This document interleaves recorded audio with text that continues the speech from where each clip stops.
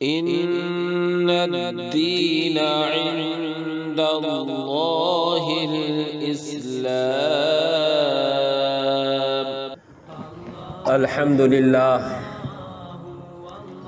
لله رب العالمين، والصلاة والسلام على سيد الأنبياء والمرسلين وعلى آله وأصحابه أجمعين.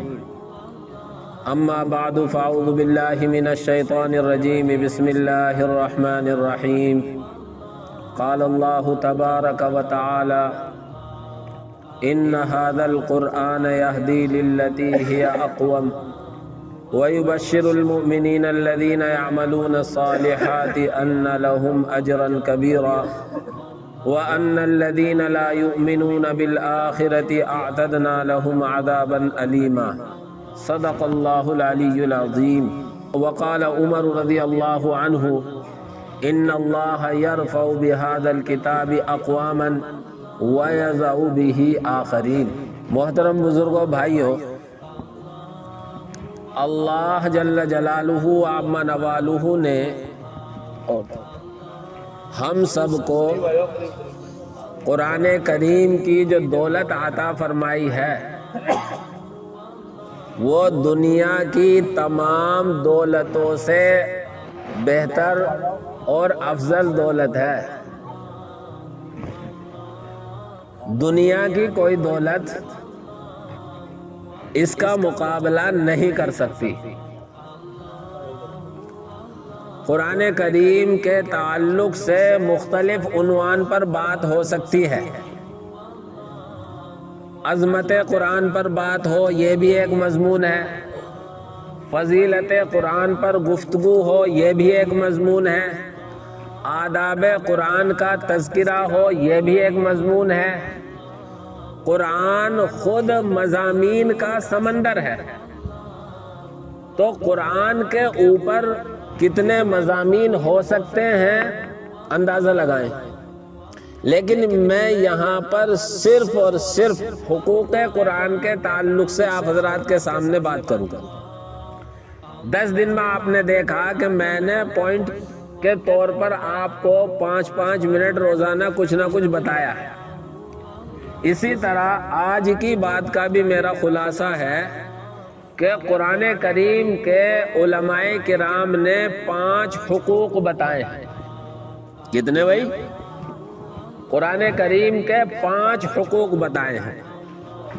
میں پہلے اجمالاً ان کا تذکرہ کرتا ہوں تاکہ بات کا سمجھنا آسان ہو جائے. سب سے پہلا حق ہے قرآن کا ایمان بالقرآن، یعنی قرآن کریم پر ایمان لانا.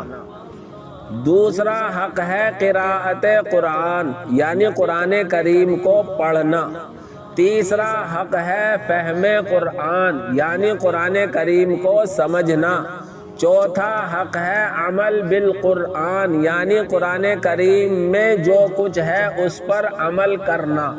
اور 5واں حق ہے تبلیغ قرآن، یعنی جو قرآن ہم تک پہنچا ہے ہم اسے اگلی نسلوں تک اور دوسرے انسانوں تک پہنچائیں. انہی 5 حقوں کے دائرے میں گفتگو میں کروں گا اور مختصر کروں گا انشاءاللہ. سب سے پہلا حق میں نے بیان کیا ایمان بالقرآن، یعنی ہر فرد بشر کی یہ ذمہ داری ہے اور خصوصاً ہم مسلمانوں کی ذمہ داری ہے کہ ہم قرآن کریم پر ایمان لائیں. ایمان لانے کا مطلب یہ ہے کہ ہم قرآن کریم کو اللہ کی کتاب تسلیم کریں، اللہ کا کلام تصدیق کریں. قرآن کریم اللہ کی کتاب بھی ہے اور قرآن کریم اللہ کا کلام بھی ہے، جو اللہ تبارک و تعالی نے حضرت جبریل علیہ السلام کے واسطے سے حضرت محمد الرسول اللہ صلی اللہ علیہ وسلم پر اتارا ہے. قرآن کریم 2 مرتبہ میں اترا ہے. پہلی مرتبہ عرش الہی سے پہلے آسمان پر اترا ہے. سمجھے بات کو؟ یہ شب قدر میں اترا ہے. چنانچہ پوری سورت اللہ رب العزت والجلال نے نازل فرمائی شب سورۃ القدر، انا انزلناہ فی لیلۃ القدر وما ادراک ما لیلۃ القدر لیلۃ القدر خیر من الف شہر تنزل الملائکۃ والروح فیہا باذن ربہم من کل امر سلام ہی حتی مطلع الفجر۔ دوسری جگہ ارشاد فرمایا شہر رمضان الذی انزل فیہ القرآن ھدی للناس وبینات من الھدی والفرقان۔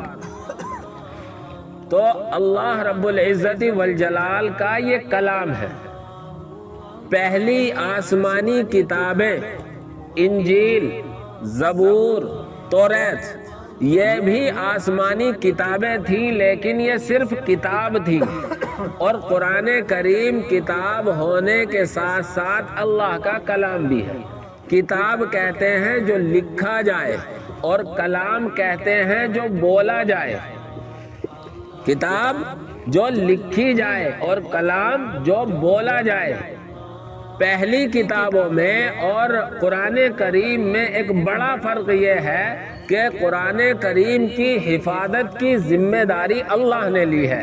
پہلی کسی بھی کتاب کی حفاظت کی ذمہ داری اللہ نے نہیں لی تھی، اسی لیے ان کتابوں کے ماننے والوں نے اپنی ان کتابوں میں رد و بدل کر ڈالی، ان کتابوں میں اپنی منچاہی باتیں داخل کر دیں، اور جو رب چاہی تھی اور ان کے نفس کے خلاف تھی ان کو نکال کر باہر کر دیا۔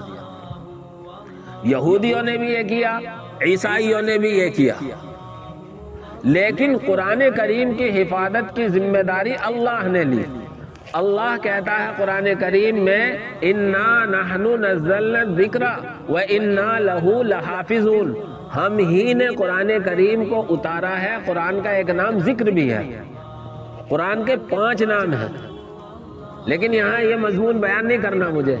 قرآن کریم کو اللہ کہتا ہم نے ہی اتارا ہے، وَإِنَّا لَهُ لَحَافِظُونَ، اور ہم ہی اس کی حفاظت کریں گے۔ اور اللہ رب العزت والجلال نے قرآن کریم کے ایک ایک لفظ اور ایک ایک نقطے کی حفاظت کی ہے، اور اللہ نے قرآن کی حفاظت کے لیے ظالم و جابر کو بھی منتخب کیا ہے۔ آج ہی میرے مطالعے میں ایک واقعہ گزرا، حجاج بن یوسف کون ایسا آدمی ہوگا جو اس ظالم بادشاہ سے ناواقف ہو؟ اسلامی بادشاہوں میں شاید اس سے بڑا ظالم بادشاہ کوئی نہیں گزرا، لیکن تاریخ اس بات پر شاہد ہے کہ حجاج بن یوسف کے ذریعے اللہ تعالی نے حفاظت قرآن کا وہ کام لیا ہے کہ رہتی دنیا تک اس کا نام تاریخ میں درج ہے۔ اس نے کیا کام کیا ہے؟ یہ قرآن کریم پہلے بغیر نقطوں کے تھا، بغیر زبر زیر پیش کے تھا۔ حجاج بن یوسف نے یہ کام کیا ہے کہ اس نے اپنی بادشاہت کے زمانے میں اس پر زبر زیر پیش لگوائے ہیں۔ کیسا ظالم بادشاہ تھا وہ؟ صحابہ تک کا خون اس کی تلوار سے بہا ہے۔ اب آپ اندازہ لگا لیں کہ کتنا بڑا ظالم ہوگا۔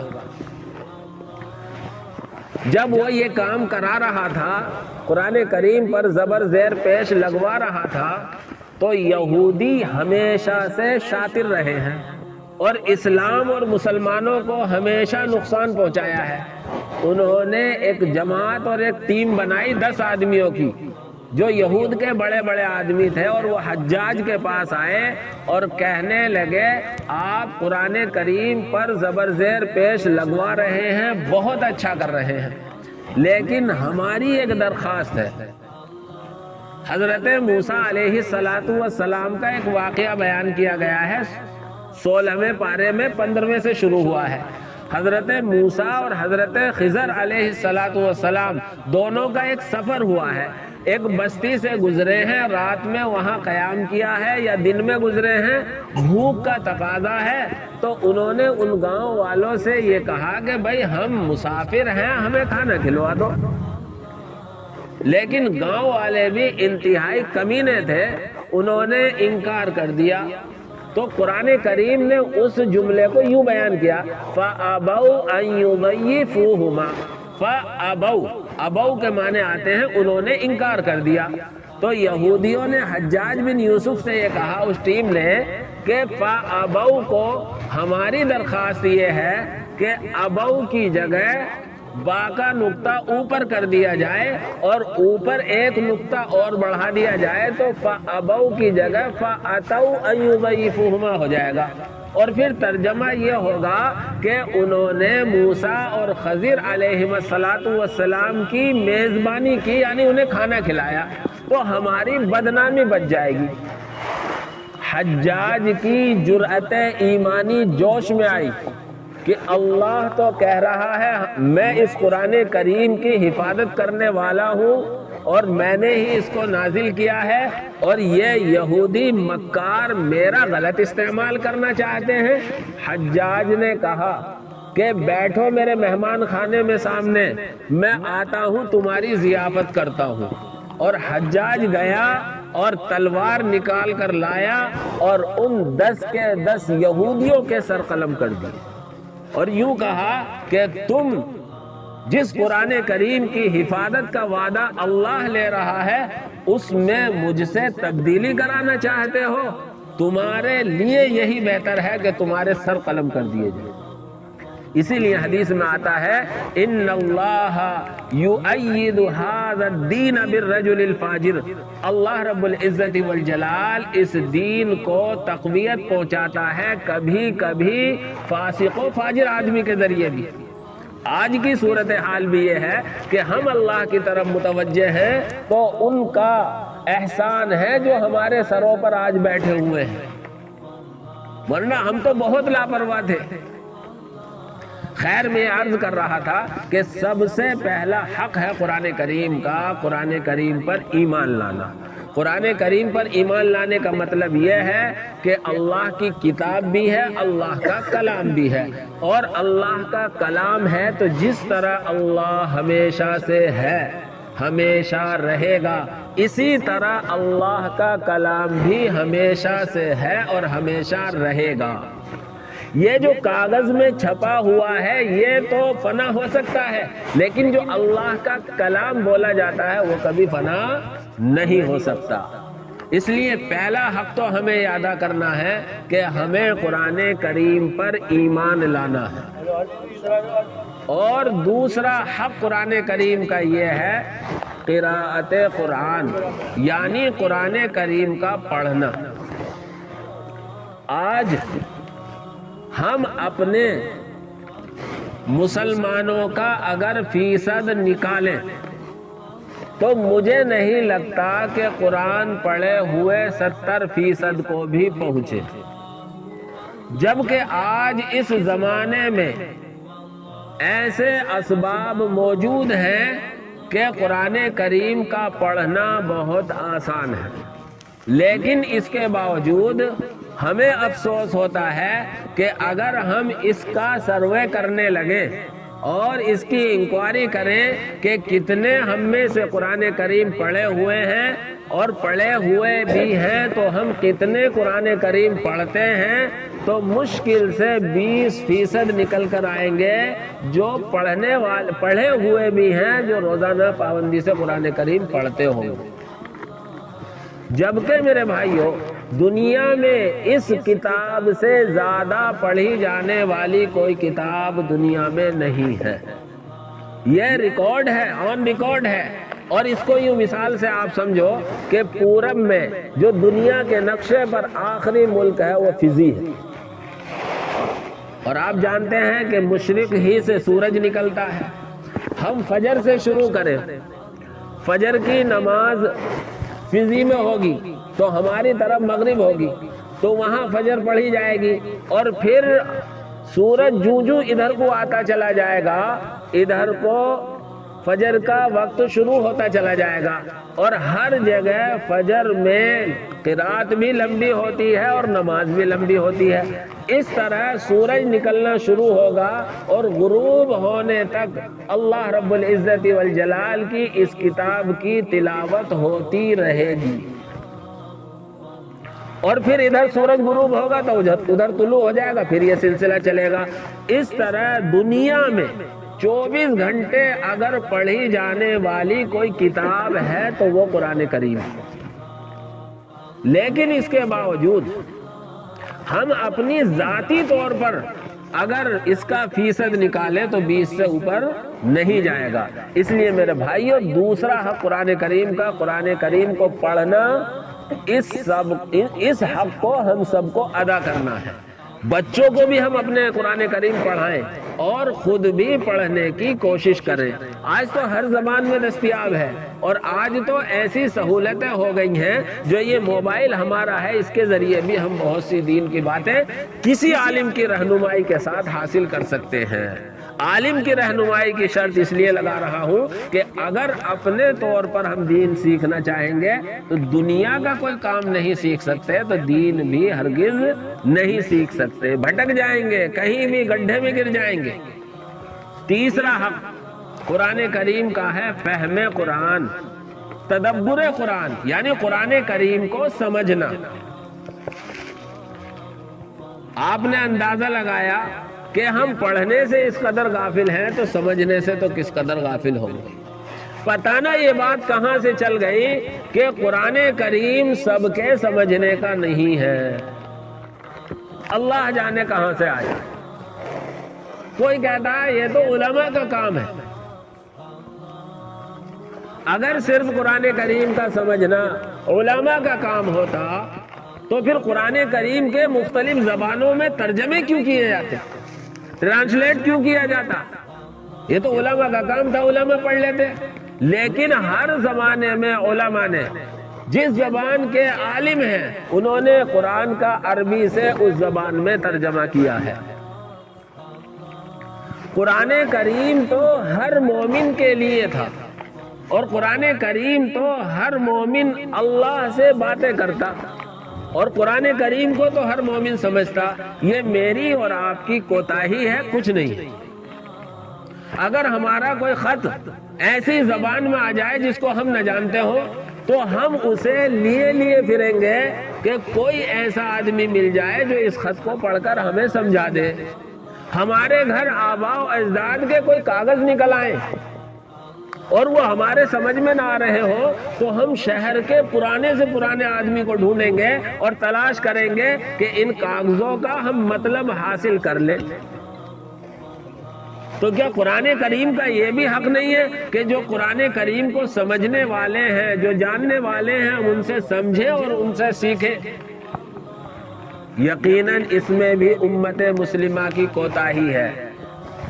میں نے آپ حضرات کو ایک دن تراویح کے بعد یہ شیخ الہند کا مقولہ سنایا تھا کہ جب مالٹا کی جیل سے جنگ آزادی کے سلسلے میں شیخ الہند مالٹا کی جیل سے رہا ہو کر آئے تھے، اس وقت دیوبند میں آ کر دارالعلوم میں انہوں نے ایک وعظ کیا تھا، ایک تقریر کی تھی۔ اس میں یہ کہا تھا کہ امت کے پیچھے رہنے کی دو بڑی باتیں ہیں، ایک قرآن کریم سے دوری اور دوسرے آپسی اختلاف۔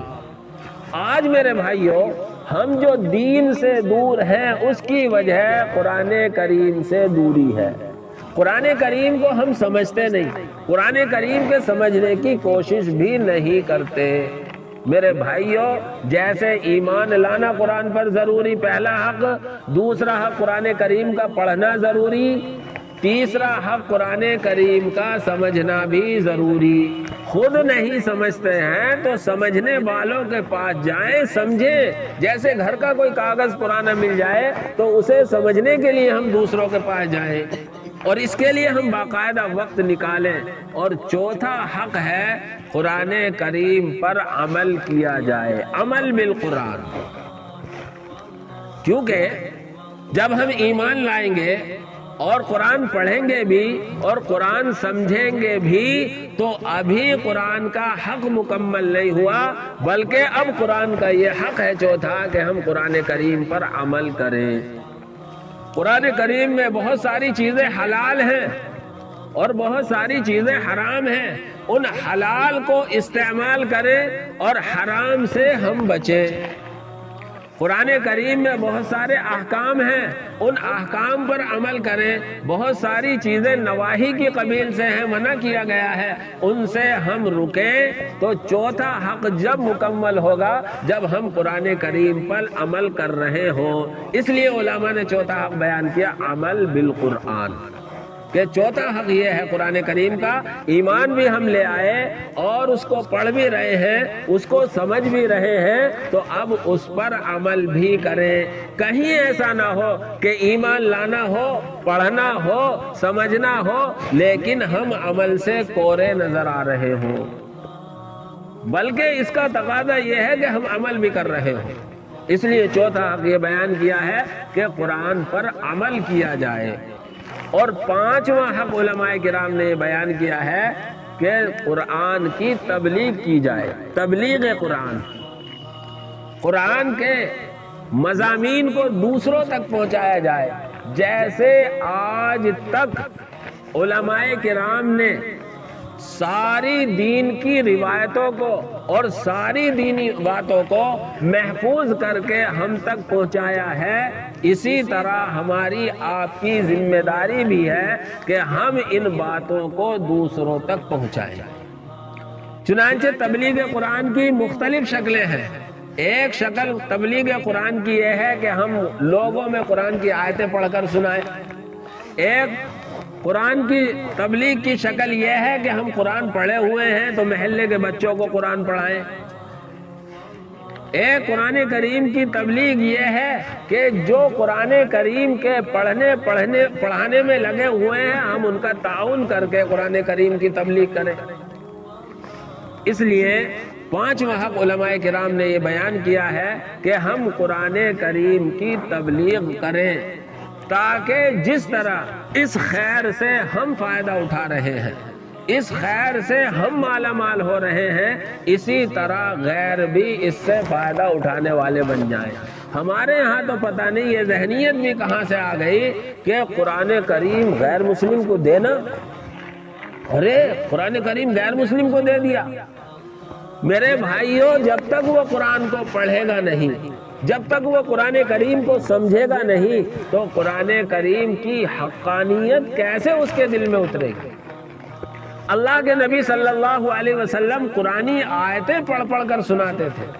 آج ہم غیروں سے تعلقات کریں تو انہیں گفٹ میں قرآن کے نسخے دیں، ہندی میں ترجمے کیے ہوئے قرآن کریم کے نسخے دیں تاکہ وہ اسے پڑھیں اور ان کی غلط فہمیاں دور ہوں۔ جب تک کسی سے دوری بنائے رکھیں گے، جب تک اسے صحیح پیغام نہیں پہنچے گا تو وہ سنی سنائی باتوں کو ذہن میں لیے ہوئے بیٹھا رہے گا اور وہ حق تک نہیں پہنچے گا۔ زمانہ نبوت کا میں ایک واقعہ بیان کرتا ہوں۔ حضرت اقسم رضی اللہ تعالی عنہ ایک صحابی ہیں، اپنے خاندان کے بڑے سردار ہیں۔ انہوں نے اپنے بھائی خود مکے آنے کا ارادہ کیا، لیکن ان کی قوم کے لوگوں نے کہا کہ آپ مکہ مت جاؤ، آپ ہیں سردار، کسی اور کو قاصد بنا کر بھیجو۔ اپنے 2 آدمیوں کو انہوں نے قاصد بنا کر بھیجا اور پوچھا، یہ بھیجا انکوائری کرنے کے لیے اور پتہ لگانے کے لیے کہ یہ محمد جو آسمانی وحی اترنے کا دعویٰ کرتے ہیں ان کے بارے میں پتہ لگا کر آؤ اور ان سے مل کر آؤ۔ چنانچہ وہ دونوں آئے اور انہوں نے 2 سوال کیے۔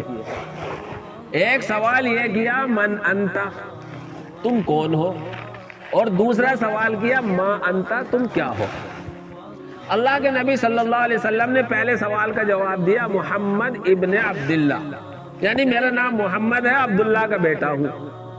اور دوسرے سوال کے جواب میں آپ نے 14ویں پارے کی ایک آیت پڑھی جو خطبے کے آخر میں پڑھی جاتی ہے، آپ حضرات نے ہر جمعے کو سنی ہوگی، ان اللہ یأمر بالعدل والاحسان وایتاء ذی القربى وینہی عن الفحشاء والمنکر والبغی یعظکم لعلکم تذکرون۔ اسی پر آ کر خطبہ پورا ہوتا ہے۔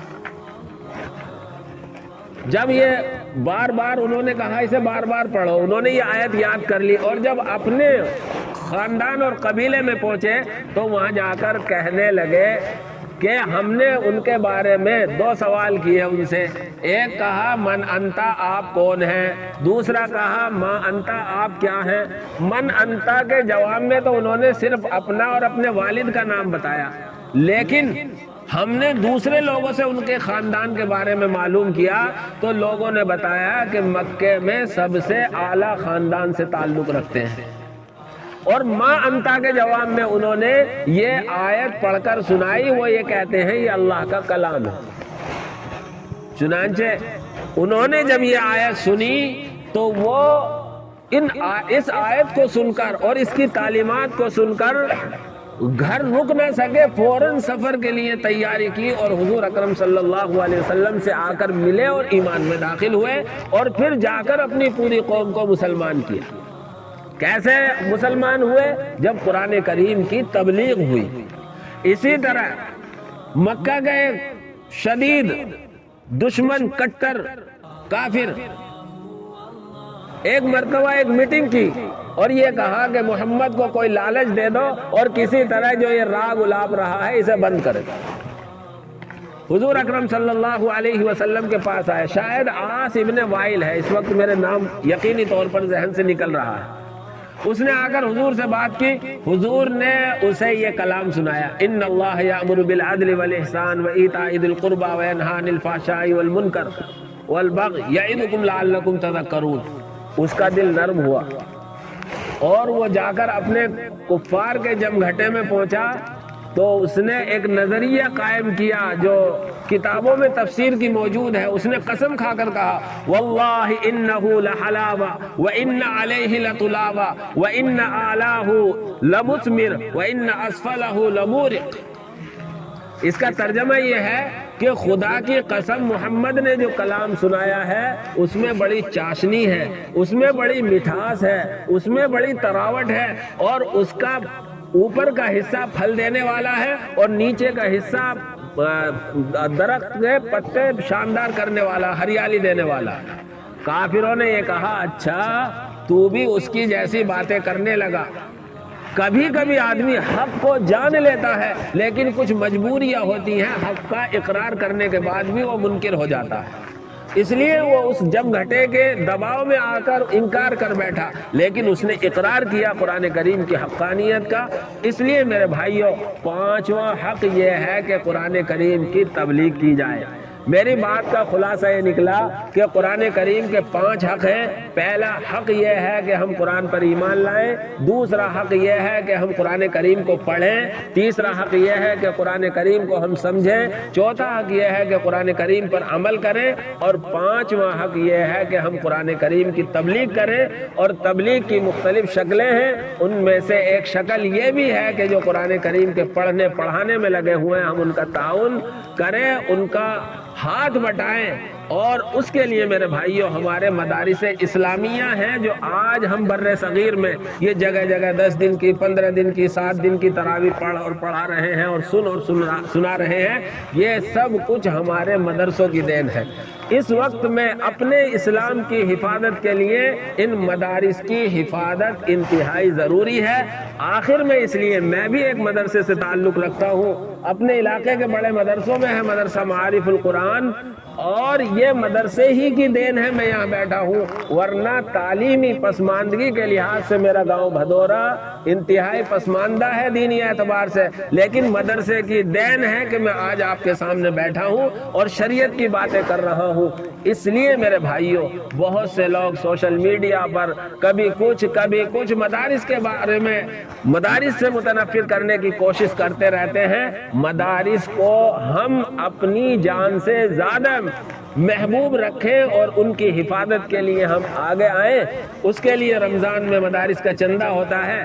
میں بھی 10 دن کا قرآن سنا کر مدرسے کے چندے کی غرض سے جاتا ہوں، اور جہاں بھی میں قرآن سناتا ہوں وہاں بھی عرض کرتا ہوں آپ حضرات اپنا گاڑھا مال اور گاڑھی کمائی یقیناً رمضان کے مہینے میں نکالتے ہوں گے، تو دعا کے بعد جس طرح ہر مدرسے کا آپ تعاون کرتے ہی ہیں تو ہمارے مدرسے کے تعاون کے لیے بھی رسیدیں کٹائیں جیسے جس کا دل چاہے۔ بہرحال میرے بھائیوں، اللہ نے ہمیں یہ بہت بڑی نعمت اور بہت بڑا انعام دیا ہے، اللہ ہمیں اس کی قدردانی کی توفیق عطا فرمائے، آمین۔ وآخر دعوانا ان الحمدللہ رب العالمین۔